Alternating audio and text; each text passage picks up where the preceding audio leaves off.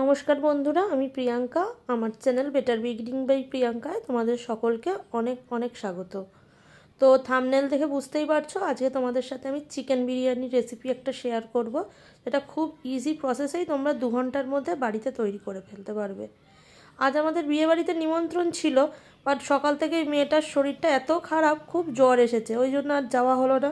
তাই ওর আবদারেই বানিয়ে ফেললাম ঘরে চিকেন বিরিয়ানি। প্রথমেই তার জন্য আমি এদিকে হাঁড়িতে জল গরম করে নিচ্ছি, কিন্তু চালটা এর আগে আমি 45 মিনিট মতন ভিজিয়ে রেখে তারপরে গরম জলের মধ্যে চালটা দিলাম। আর তার সাথে দিয়ে দিচ্ছি পরিমাণ মতো নুন আর গোটা গরম মশলা দিয়ে ভালো করে নাড়িয়ে ভালো করে চালটাকে ফুটতে দেবো। এবার ফুটে উঠলেও হাত দিয়ে টিপে টিপে চালগুলোকে দেখতে হবে যে চালটা কতটা কুকড হয়েছে।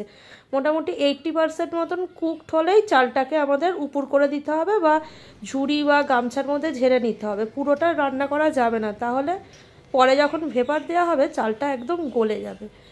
আর এদিকে আমি বসিয়ে দিয়েছি মাংসর প্রিপারেশনের জন্য পেঁয়াজ ভাজতে। পেঁয়াজের মধ্যে একটু ভাজা ভাজা হয়ে এলে তার মধ্যেই দিয়ে দিচ্ছি গুঁড়ো লঙ্কা, আদা রসুনের পেস্ট, পরিমাণ মতো নুন আর কয়েক দানা চিনি। আর এই যে দেখছো মশলাটা দিয়েছি, এটাই হচ্ছে বিরিয়ানি মশলা, বাট এটা বাজারে কেনা বিরিয়ানি মশলা নয়। আমাদের এখানের মার্কেটে গোটা বিরিয়ানি মশলা বিক্রি হয়, সেটাকেই আমি কড়ায় নেড়ে ড্রাই রোস্ট করে ভেজে নিয়েছি। এবার ভালো করে মশলাগুলোকে সব নাড়িয়ে নাড়িয়ে নিয়ে এর মধ্যে দিয়ে দিচ্ছি সেদ্ধ করে রাখা চিকেনটা আমি একটা মতো সিটি দিয়ে নিয়েছি, যাতে প্রিপারেশনটা তাড়াতাড়ি রেডি হয়। কারণ বিরিয়ানির চিকেনের পিস তো একটু বড় বড় হয়, কড়াই করতে গেলে অনেকটা টাইম লাগবে, তাই আমি হালকা করে একটা সিটি দিয়ে নিয়েছি। তার ফলে মাংসটা বেশ তাড়াতাড়ি হয়ে যাবে।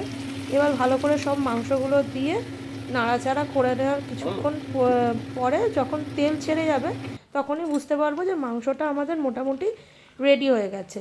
এরপরে আমি দিয়ে দিলাম একটু চাল মগজ বাটা। এতে কিন্তু স্বাদ গন্ধের কোনো পরিবর্তন হয় না, জাস্ট জিনিসটা একটু গ্রেভি টাইপের হয়।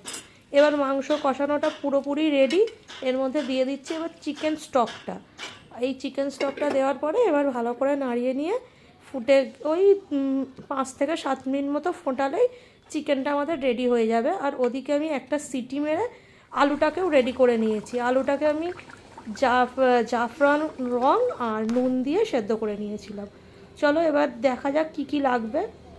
এদিকে দুধের মধ্যে আমি একটু কেশর আর জাফরান রং দিয়ে রেডি করে রেখেছি। আর গোলাপ জলের একটা বাটিতে গোলাপ জল আর মিঠা আতর নিয়ে নিয়েছি। এই যে মাংসটা আর চাল ভাতটা আমি ঝুড়িতে ঝেড়ে নিয়েছি। আলুও রেডি। আর গ্রেভিটাকে আর মাংসটাকে আমি আলাদা করে রেখেছি, যাতে সাজানোর সময় আমার একটু সুবিধা হয়।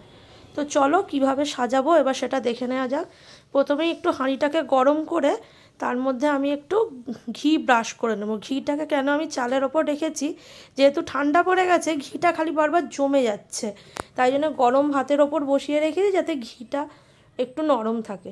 এরপরে আমি যাতে তলা ধরে না যায় তাই জন্য আমি কিছুটা তেজপাতা তলায় সাজিয়ে নিচ্ছি। তলায় সাজিয়ে নেওয়ার পরে এবার আমি একে একে স্টেপে স্টেপে জিনিসগুলো দেব। প্রথমেই দিয়ে দেবো আলু আর